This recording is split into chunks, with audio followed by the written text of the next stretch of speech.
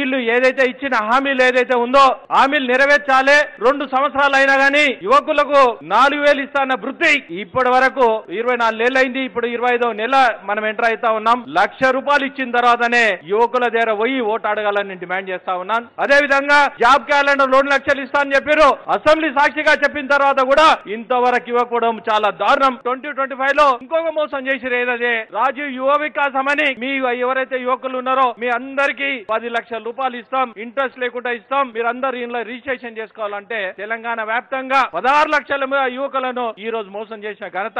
2 సంవత్సరాల నుండి కనీసం ఏ మండలైనా కొత్త మండలంలో ఒక పోలీస్ స్టేషన్ కట్టిన దాఖలాలు లేవు, ఒక కాలేజ్ కట్టిన దాఖలాలు లేవు, మండల ఆఫీస్ కిరాయికున్న ల్యాండ్ అలొకేషన్ చేసిన దాఖలాలు లేవు. నేను ఒకటే డిమాండ్ చేస్తా ఉన్నాను, ఏదైతే పరంపోగులు ఉన్నాయో అందరికీ రియల్ ఎస్టేట్ వాళ్లకు దారాదత్తం చేస్తా ఉన్నారు. గతంలో ధర్నీ ఏదైతే చెప్పారో ధర్నీ పెట్టి ప్రొవిటెడ్ పెట్టి బీఆర్ఎస్ ప్రభుత్వం ఏ విధంగా దోసుకున్నదో దానికి కాపీ కొట్టకుండా భూభారత్ అని చెప్పి ఈ రోజు ఎన్ని దోసుకున్నాం, ఎన్ని లక్షల ఎకరాలు మీరు దోసుకున్న ఘనత కూడా రేపు రాబోయే రోజుల్లో మేము బయట పెట్టి మిమ్మల్ని జైలుకు పంపించే బాధ్యత మేము తీసుకొని. ఎందుకంటే ఈ రోజు ఇంతవరకు ఎక్కడ డిమార్కేషన్ చేసిన దాఖలాలు లేవు, ఎక్కడ గవర్నమెంట్ స్కూల్ ల్యాండ్ అలొకేషన్ చేసిన దాఖలాలు లేవు, 8,000 స్కూల్స్ ఇంతవరకు బంద్ అయినాయి, ఎక్కడ డిఎస్ చేసిన దాఖలాలు లేవు, రిక్రూట్మెంట్ చేసిన దాఖలాలు లేవు. మేము కూడా డిమాండ్ చేస్తా ఉన్నాం, మీరు విద్యాశాఖ మంత్రి ఉన్నప్పుడు కేవలం 416 జూనియర్ కాలేజీలు ఉన్నాయి. మరి విద్యాభ్యాసం చేస్తున్నప్పుడు కనీసం కొత్త కాలేజీలైనా పర్మిషన్ ఇస్తా ఉన్నా అంటే పర్మిషన్ ఇస్తలేరు. నేషనల్ ఎడ్యుకేషన్ పాలసీలు పెట్టాలంటే అది పెడతలేదు. మేము ఒకటే డిమాండ్ చేస్తా ఉన్నాం, విద్య మీద మీ ఏం శ్రద్ధ ఉంది, ఎంత పర్సెంటేజ్ మీరు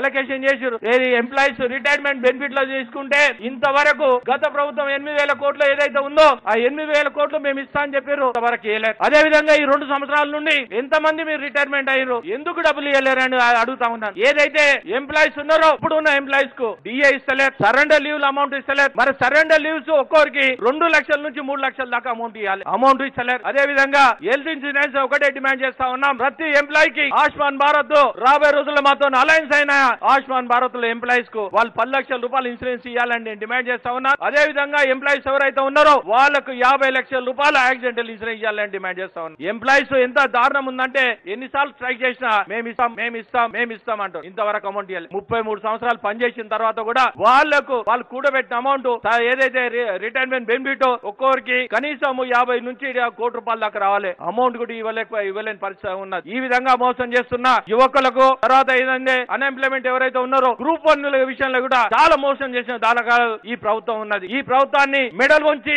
ఏదైతే వేసిందో ఇప్పటి వరకు చేయాలి. అదే విధంగా కంపెనీ విషయంలో తీసుకుంటే, హిల్ట్ విషయంలో తీసుకుంటే చుట్టుపక్కల ఎన్ని ఇండస్ట్రీస్ ఉన్నాయి, ఎంతమంది ఎంప్లాయ్మెంట్ ఉన్నారు, ఎంతమంది ఎంప్లాయ్మెంట్ లో ల్యాండ్ అలొకేషన్ ఎక్కడ చేసినావు, బయట అలొకేషన్ చేసి ఈ ఎంప్లాయీస్ ఎవరైతే ఉన్నారో ఎంప్లాయీస్ ను ఎంప్లాయ్మెంట్